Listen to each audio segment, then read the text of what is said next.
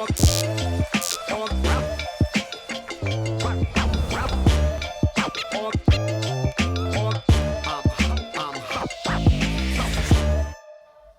right, and welcome everyone to season number 2 of the Pivot Podcast.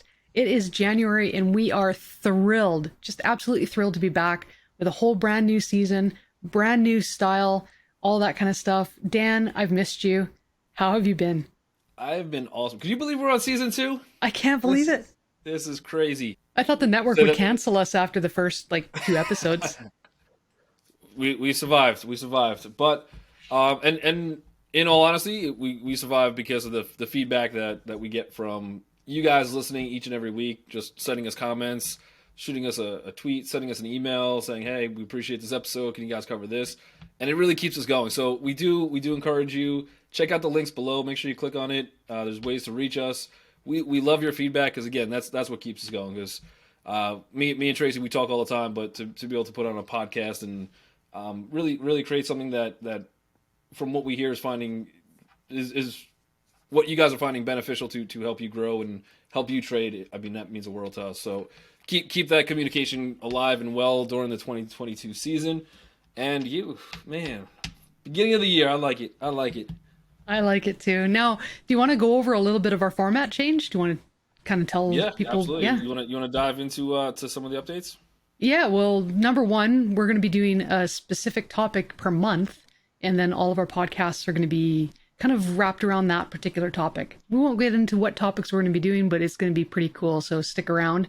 And we're going to be presenting. Well, I'll let you actually say this. What we're going to be presenting at some point.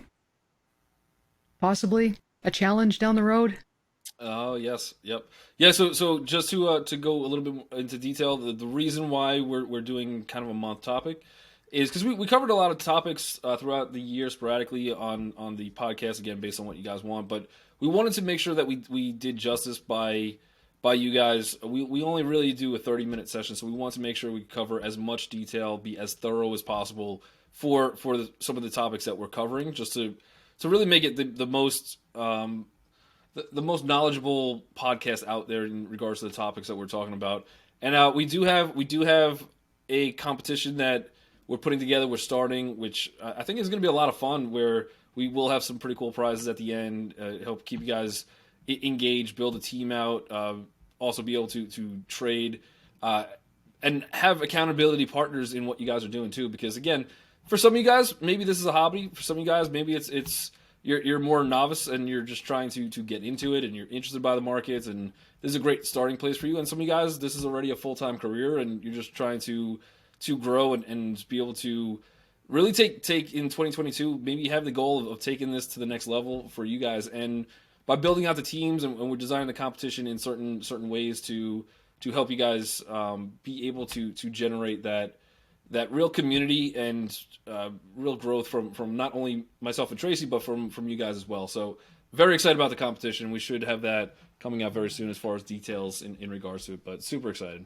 Absolutely. So stay tuned, check out the website, pay attention to all of those things because it will be coming your way very, very, very, very quickly. All right. So today's topic, actually this month's topic, is preparing for the new year. And so all of the topics we're going to be talking about in January are going to be around preparing for the new year. And today we are going to be discussing mindset and starting fresh. Yep. How does that sound? It sounds beautiful. I mean, this is the time, and the last 2 weeks of December, I really maybe took 2 or 3 trades. That was about it. The rest of the time was just kind of reading books, just kind of going over my trades from 2021, going over a couple different strategy setups, just kind of getting all of the spreadsheets up to date. So it was just basically clearing out anything from 2021 and taking the positives with me, reviewing the negatives, leaving the negatives behind, and just really trying to get that growth. And I think this is the time of year where no matter what career you're in or what you're doing, this is the time where, for whatever reason, I mean, you could be the middle of May and you could say, okay, I need a change and let's go. But that calendar year, everybody's with you, everybody's all amped up and ready to go. So this is like anything else. This is the time to really take a look at what you were doing before. And if you're thinking about trading and thinking about getting into the markets, and it's something that has interested you and you're really searching for how do I make more money? How do I make extra money? How do I get more free time? How do I get that vacation that I was looking for? Is that even something financially possible? This is the time of year that you guys want to take a second, plan it out. Putting a thought out there into the atmosphere is one thing, but coming up with a plan and then an action plan behind that is really what's going to get you to that goal of yours. So this is the time, and I think this episode is highly appropriate for the beginning of 2022. Absolutely. And you mentioned, you can change things up, in May or whatever. I firmly believe that what happens today, the beginning of January and the rest of this month, sets the tone for the rest of your trading for the year. It doesn't mean that you can't recover if you get off on the wrong foot, but that's how important starting your year out right. It can set the tone for how the rest of your year is going to be in trading. It can relax you. I'll give an example. Last year, my January started out, I had already doubled my my goal for the month at the end of January for just my monthly goal. I had exceeded my monthly goal and I had actually doubled it, which meant that as I went into February, I was relaxed. I was calm. I was not feeling overly stressed about performance. I was feeling actually really, really good. And that, when you can take off all that stress and you can take off all that anxiety and you just leave it the way that it is, it opens up the door for you to be able to just trade and be the way that you want to be and be successful. And that's what ended up happening. All of a sudden, my February was amazing. That led to a March that was amazing. And it just kind of snowballed.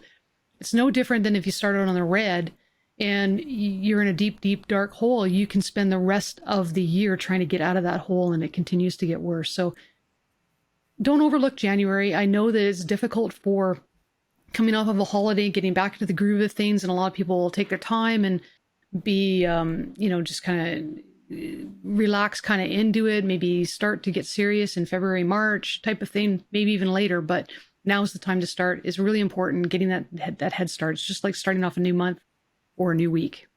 Wouldn't you agree? Yeah, 100%. And I think there's a thought process that people might have had during 2021, and no matter what month it was, when I was talking to people, the market's too high, we're too overextended. I want to get into I want to build that long-term portfolio, but I don't want to buy at all-time highs. Like, what do I do? And you people have this certain belief of the market's too high, and every single month you would hear the same statement over and over and over again. But it was just higher every single month. Like, we ended the year at pretty much all-time highs, which was incredible. So make sure that you, for me, part of the 2 weeks is to try to reassess. Like, I try to take the devil's advocate of saying, okay, I'm wrong. Like, what if I'm wrong? What if the market can go up higher, right? And I don't want people to take their full 401ks and roll it into the market when it is at all-time highs. I'll still be smart about it and have a plan to execute. But the same people in last January that were saying the market is too high, it's coming back, that didn't take action into the markets, they missed out on a lot of opportunity, right? And we know as traders, we can make money as the market goes up or down. There's going to be days, today was one of them, where the market was relatively flat. You're going to have those for days. You could have those for weeks. We might even see during this year a couple months of just flat, but have the general idea. Go back and look at the monthly candles, right? Go back and just take a look at, in a bigger picture, a bigger time frame, is that stock moving up or down, right? And then if it's moving up and there's continuation, you could kind of set your game plan as to, like, okay, if this thing pulls back, I'm going to allocate XYZ amount of money into this position, or I want to build pyramids off of this, whether they failed this year or not. But you have a good determination. Toward the end of last year, maybe the last 2 months, you did see the tale of two markets, where you had some stuff continue to rip. You had the Apples, Tesla ended relatively high for the year, or at least the beginning of this year started ripping, and then you have some other ones that just continued, the Robinhoods and Pelotons and things like that just, no matter what happened, what direction the market was moving, they would just move down, right? So you can look at those, and if you like Robinhood, you like Peloton, and you're like, hey, I want to build a position, that's on you, that's fine. There's nothing wrong with it. but you could also get a clearer picture because you have more data than you did last year. You have a full year of data. You have a full candle. You have, if you're looking at the monthlies, you have 12 full solid closed candles that won't ever change. They're locked in the history books. And now you could take a look to analyze, all right, which is the stocks that I want to? What is my purpose of having certain accounts? I've talked about this before. Is this a day trade account? Is it a long-term investing account? Is it a swing trade account? Is this account designed to build pyramids? Make sure that what you're doing, because I know I fall into the same thing. I'm like, okay, this is a pyramid account, and I'm just looking to build pyramids. And then some point during the year, I'm like, okay, I want to swing this one a little bit, and make sure that your intended design for that account that you set up is still acting in the same manner that you set it up, right? And you didn't get twisted with taking a day trade in that account, or you're holding some swings, or you just didn't have a stop in place, and now, okay, how do I get out of this position? Like, if you have losses, this is the time you can cut your losses. You can start again. Like, it's okay to take losses in the market, because the money sitting in that loss could actually generate you a lot more by moving into a different position, right? Instead of just sitting all year on the same kind of sour note of, all right, my one position is down, and I'll just keep on waiting, and now it's 2033, and you're still trying to break even.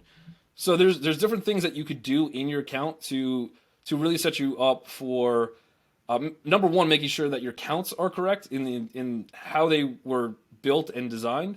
But two, the one thing you talked about was you came in, you traded last January, you built up your account. You're always going to play offense and defense in the market just based on the certain time frames you're looking. But I'd much rather be on offense than defense. It's just way more fun. So the fact that you were able to take take your account in January, do some crazy things with it, and now you're sitting there and you're just saying, okay, my main goal is not how much money I can make. It's just how much could I keep into the year. How much more specific could I be on taking the trades that I want, as opposed to me trying to constantly battle the early month losses, and now I got to try to battle back all year. So it is a different mindset, and that mindset carries over from month to month. So I think well done on January from last year, and I think you're right. I think that does set up your entire year. Absolutely. Absolutely. Now we're talking a little bit about mindset. That's kind of what we wanted to focus on today. And one of the things that I want to emphasize is that, because you brought it up about looking back at the data that you have from the prior year, there are tons of things that we can learn from last year. And I think it's really important for anyone to go through and actually analyze what did happen, kind of learn from that, make some modifications into your behavior and also your mindset. So people that do struggle with that bias getting into their trading, and I guess convincing them not to take a trade or convincing them to take a trade because of a bias, learn that maybe that doesn't work. And that the whole time last year, for instance, all of those that had a bias that this needs to come down, this needs to drop, this needs to pull back, that kept them out of the market or kept you from actually following the trades that were happening, that the market was telling you were happening. Learn from that. Learn that was not the best way of trading, and adapt yourself. That being said, if you had a rough year last year, if you had difficulties with trading, now's the time to, and I think you mentioned it, cut it loose and start fresh. And it's okay to cut your losses. It's okay to start again. Do you trade with a new journal in January? Every year, January, yep. Yeah. Brand new 12-month calendar. Brand new numbers, clean slate. That's the best way to do it, as far as I'm concerned. And then take those lessons that you learned from the prior year and apply them to this year, and just modify it that way. Last year was not a bad year. Last year was not a waste of your time, regardless of whether you were up or down. If you were up, great, celebrate your successes, learn from it as well, and see how can you continue to improve. But if you were down last year, again, not a waste. This was a learning opportunity. Consider last year some of the biggest education that you can take into your trading. And now, moving forward, learn from it and keep going. Because if you don't learn from it, then it's a mistake. And that's not what we hope for you. We want you guys to all continue to go forward, continue your growth as a trader, and become better. And with that, failure is inevitable. It's the thing that leads to success, as long as you learn from it. Yep. And I have one of my guys in my mentor group. I don't know if I should say his name. I won't say his name, but he started this year, his first day, January 3rd, when the market opened, and he made some good trades. He ended the day with 2.2 R's, right? So he's positive. And I think we had our meeting that night, and he's like, "Yeah, man, I'm up 2.2." I'm like, "Great. You know what your entire job is, right?" And he's like, "What's that?" I was like, "You're going to end this week positive. You're going to end the month positive, and you're going to end the you already have control. As little as 2.2 R's is in a grand scheme of everything, that's huge. That is such a big win because now I told him I was like, be very selective of your trades. Only take the trades like you could go into tomorrow, right? The second day of trading, you could take a loss. You're still positive for the year, right? But you have the ability to now say, okay, listen, I don't need to take trades. I don't have to be the first one in the market as soon as the bell rings. I could sit back, wait. And then I didn't talk to him today, but yesterday, as of yesterday, he was up like 5.3 R's or something for the week, crushing it. And we were talking during the week and stuff like that too. And he's like, yeah, you know what? I realized a lot of my mistakes was good because his analysis is spot on. He's very good at the analysis of the market. He understands the volume profiles, things like that. But the one thing that he is realizing from last year is a lot of where he kind of went wrong, even though he had great analysis, is he was playing catch up, right? He had this number in his head of like, I need to make crazy amount of money every single day. I just need to be successful. And to him, and that's not just him, that's everybody that comes in the market, they go, I need every single day to be positive. But now he's at that 5.3 R win. Hopefully he's carrying that over to the end of the week. Even if he takes a bad 1 R loss today, and again I didn't talk to him, and he's still up 3 R's at the end of at the first week of January. That gives you building blocks to work on, right? So you don't have to get too aggressive. We went over the numbers. If you're making 10 R's in a month, every 7.2 months you're doubling your account, right? That's crazy. Every 7 point, so by what is that, September? Maybe before that? Well, yeah, before that. Before September, whatever his account is doubled. Where else in the world are you going to say, okay, I'm going to take this account and double it by having 10 R's? And it's very, very doable just by being very selective with your trades, playing that defense the entire move. So to have the win in your pocket, and you're saying, okay, I'm playing with house money, I'm going to be smart about it, and just building on it is a great feeling to have. And that mindset, when you wake up every day, oh, you feel good. Like you feel ready for the market. You don't feel like you don't have that extra little doubt of like, can I do this? Is this possible? I'm down now. I got to try to battle back. It's such a different feeling than having week one being a loser, and you could be down and build back, but it's just different mindset getting into every single day that the market opens. That's perfect. I'm chuckling right now inside because all I have in my head right now is Jeremy saying, great, you're positive for the day at the beginning of January. You're going to be positive for the year. Be positive for the year. And that's all I can hear him saying right now is that, yep, great. You just made yourself positive for the year because my job now will be to make sure that I never go negative. Yep. That's a rule for me anyway, to never go negative on the day, never go negative on a month, never go negative on a week, never go negative on a year. So once I'm green, and I'm going to be green for the rest of the year. And that's kind of in my plan. I don't know if it's in everybody else's plan, but that comes from a conversation I had a long time ago with Jeremy. So I'm chuckling because that's what I can hear. It makes sense. It's a weird concept to think about because you're like, all right, day one I'm up 2.2 R's, but I still have the rest of the year. Like, so what if I take trades and they lose? What, like, no, your job is just to stay positive. Like, just don't go negative, right? Absolutely. Have certain limitations in place where if you're up at this point, if you're up 5.3, okay, good. I'm going to end the week up 3.3, no matter what. That's easy enough to do. You control how many times you click the button. You control when you can walk away from the screen. It's just having that discipline. So have that discipline to follow your plan and make sure getting into the next week, because even if and then next week, if you're up 3 R's, there's only 3 more weeks left of January.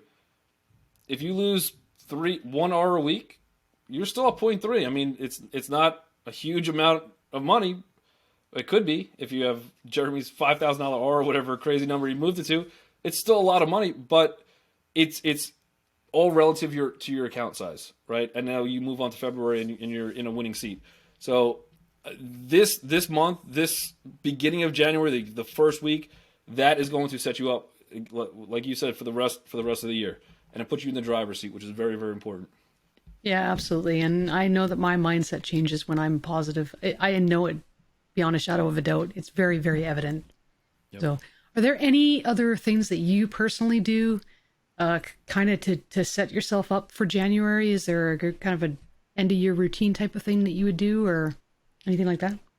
Yeah, I mean the one big thing every single year that I do, and I was successful with it last year, so I was able to kind of hit it, but I'll have certain numbers in mind, certain numbers and certain goals. One is money related strictly, and the other one is just personal goals as to what I'm looking to accomplish and why I'm looking to accomplish, and then I put myself on a very stringent timeline as well as to when to accomplish those certain goals. I just feel like it keeps you, and it's with anything. I mean, with business. So I've owned businesses before, and anybody out there listening that is an entrepreneur, has their own business, you literally set up targets. Like I'm looking for this much revenue to come in this year, and then once you have that number, you start narrowing down the timeline and then the plan as to how to get there. Right. So if you have a number of whatever it is, let's say 50 R's for the month in stocks, or for the year in stocks. Okay, well, there's 12 months, so divide that by 12. How much do you need per month, per week, per day? What's your goals? How are you getting there? Is it all day trade? Is it all swing trade? Is it some pyramids? And then once you have like, okay, this is the breakdown of what I need, then you can really get into deeper. Like, okay, well, if I want pyramids, which are the ones I would like to get filled on, right? And you have a kind of a list of stocks that you're kind of setting up your pyramids on. And by taking that step, and pyramids are easy because once you set it up, like I could set it up December 31st, leave my orders out there, and then when they get filled, they get filled. Same thing with swing trades. I'm looking for certain patterns. I know what worked for me last year. I know where my success rate was, and I know which ones didn't work as well. So I'm able to kind of say, all right, let's take a breakdown as far as let's take a breakdown as far as which ones worked. Let's keep those, and the ones that didn't, maybe lay off it, and that's going to help me get to a better higher P&L this year than even last year. Yeah, absolutely. That's a great point. And the other thing, because you mentioned going over, I guess it's kind of strategies that you did last year and assessing whether or not they worked for you, didn't work for you. That's another thing that I do as well, as I actually keep track of that in my log. I have each trade that I make, I have what strategy I used, and I've got a percentage of performance attached to each one of those strategies. So I can quickly assess them right there, and then I can dump the ones that don't work, add the ones that I want to try or that I've been testing, and modify things that way. But I did want to mention another little mind hack that I do. So you know how we talked a little bit earlier about coming from an offensive perspective, setting yourself up for the win, and that's by being green, whatever that might be, getting yourself ahead, and then staying that way. It relaxes you. It makes it easier to take the next trade, all of those types of things. If you ended the year positive and you're starting out the year and you're stressed because you've got no numbers on the slate and you've got no cushion built up, remember that you were positive last year, because I do that when I start at the beginning of the year. I remember, well, wait a minute, I have all these R's banked from the prior year. And that makes me feel, again, relaxed going into the beginning of the year. So that's just a little mind hack. Take that as an advantage. And if you weren't positive for the year, but maybe you were positive for December, then again, remember that, hey, I was positive. Tell yourself that you were positive for the month of December. You got a few R's in the bank from last year that you're carrying over, even though it's not in your trading journal. Fair enough? Yeah.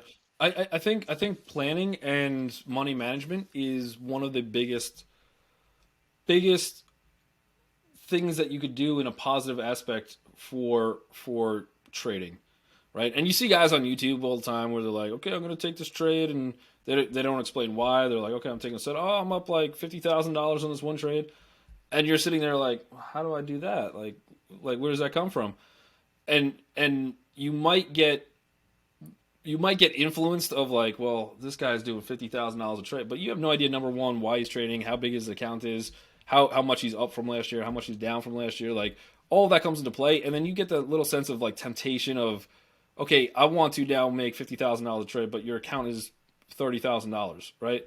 That's a hefty trade that you got to work on getting. You'll get there, right? And keep in mind, like anything you do today, it's not about the 2.2 R's you made the first day of January. It's about the 2.2 R's you're going to make 5 to 10 years from now. Because that 2.2 R's could be the same, but your valuation of what that R equals, the dollar amount of what that equals, is way different from the January 3rd trade that you took today, right? And so have that in perspective. You're literally able to give yourself raises every single year if you're successfully doing this. So, and I don't think, and the raise increase is insane compared to working any other job that you have or anything else. Try going to your boss and asking him for another 50% raise per year that you work there. Like you're probably going to be packing your desk up and putting all your stuff in a box like pretty quickly if you even attempt to ask that. So it's very different as far as what you could do here as opposed to that. The one, what would you say? What would you say to new traders that maybe have listened to the podcast, thinking about trading the markets, and now it's 2022, and what would you tell them? So they've already started trading, and now it's 2022. Not yet, but they're contemplating. They're on the fence. Well, it's never too early to start, and don't be afraid of what the market's doing. That's the big key. Take it slow, learn, get in with the right mentor, get in with the right trading group if you need to, read the right books, watch lots of YouTube videos, but don't be afraid. You have to get past the fear, and the only way you're going to learn this is to start. It's the only way you're going to be able to learn it. And trust me, controlling your risk, once you learn how to do that, this is a very doable thing. You can learn it safely and without putting yourself at risk to bankrupt yourself. You don't have to do that. There's no need for it. It doesn't have to be an all-in thing. Remember that this can be done. And as you said, it's not about what you make right now. It's about what you're going to make in a few years down the road, right? Yep. Now, Dan, just curious, have you set some new goals for 2022? I do have new goals for 2022. Yep. So weird to say 2022 already. It is. Any of them you want to share? It's for me as far as like the trading aspect of things. The goal for me would be to increase my R again within 6 months, and then personal, I'm looking to get investment real estate by 6 months as well. Is the first goal, and then I have some second half goals, but most of my focus is on the first 6 months of the year. Perfect. I think that's great. Now, my goal, at least my R for the year, my goal for the R is going to be exactly the same as what it was last year. So I target 10 R a month. That's what I try to get. But I have more than doubled my R this year at the beginning of the year. So I don't need to increase the R target. I just need to increase my actual R and keep doing what I'm doing. That's all I need to do. So that's the beauty of the R system. It is. It's the beauty of the R system. So no, absolutely. Other than that, it's just learning a couple new things. That's some of the goals that I have. I want to improve my trading personally by implementing some new strategies, getting better at some new strategies, and perfecting the old ones. Yeah, so. And I think and it kind of relates to the question that I asked before, as far as like new traders and stuff. Before, like the fact that you're able to say, I could keep doing exactly what I was doing and still make more money now this year as opposed to last year, is such a wild thought process. And like for 6 months from now, my goal is to get some kind of real estate property or something like that, just investment property, things like that. But if I never took the first step and I never said, okay, I'm going to sit down and take the educational classes online, I'm never going to reach out to a mentor, I'm never going to, like it's just something on the list, then 2022 would not be the year my goals are that. Raising your R to almost double of what it was last year, that could not happen if you didn't take the original step. So I would say to the new traders, like, what are you waiting for? Like, I used to have, when I was out of college, I was a financial advisor. I was doing a lot of like life insurance, disability, health insurance, things like that. And I had a manager, and he was talking about like objections, and people's biggest objection, or one of them, was I don't have time to either meet or set it up or whatever the case. Call me back after the holidays. And he's like, which holiday? You want 4th of July? You want Christmas? You want Halloween? New Year's Eve? There's always another holiday. There's always a reason to not do something. And it's on you to do it now, right? It's on you to take that step now. It doesn't have to be a big major step. You don't have to roll $100,000 into an account to get going. In fact, I'd probably advise against doing that until you're comfortable trading and understanding the process.